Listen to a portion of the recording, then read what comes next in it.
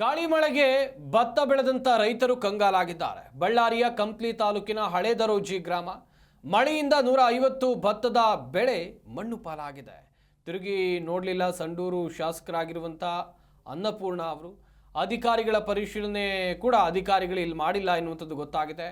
ಅಧಿಕಾರಿಗಳ ನಿರ್ಲಕ್ಷ್ಯಕ್ಕೆ ರೈತರು ಆಕ್ರೋಶವನ್ನು ವ್ಯಕ್ತಪಡಿಸಿದ್ದಾರೆ. ಗಮನಿಸ್ತಾ ಹೋಗೋದಾದ್ರೆ ಗಾಳಿ ಮಳೆಗೆ ನೆಲ ಕಚ್ಚಿದೆ ರೈತರು ಬೆಳೆದಿರುವಂತ ಬೆಳೆ. ರೈತರೀಗ ಕಂಗಾಲಾಗಿದ್ದಾರೆ. ಬಳ್ಳಾರಿಯ ಕಂಪ್ಲಿ ತಾಲೂಕಿನ ಹಳೆ ದರೋಜಿ ಗ್ರಾಮ ಇದು. ಮಳೆಯಿಂದಾಗಿ 150 ಭತ್ತದ ಬೆಳೆ ಹಾಗೇನೆ ಇಲ್ಲಿ ಸಂಡೂರು ಶಾಸಕಿ ಅನ್ನಪೂರ್ಣ ಅವರು ಕೂಡ ನಮ್ಮ ಸಹಾಯಕ್ಕೆ ಬಂದಿಲ್ಲ ಅಂತ ಹೇಳಿ ಗ್ರಾಮಸ್ಥರು ಹೇಳ್ತಾ ಇದ್ದಾರೆ.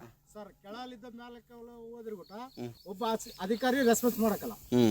ಇವರು ನಮ್ಮ ಕದಳ್ಳಿ ಹೊನ್ನಾಳಿ ತಾಲೂಕು ಹೊನ್ನಾಳಿ ಗ್ರಾಮ ದರೋಜಿ ಗ್ರಾಮ ಅತಿ ಅಕ್ಕಪಕ್ಕದ ಹಳ್ಳಿ ಆಗಿರ್ತಾವ ಸರ್.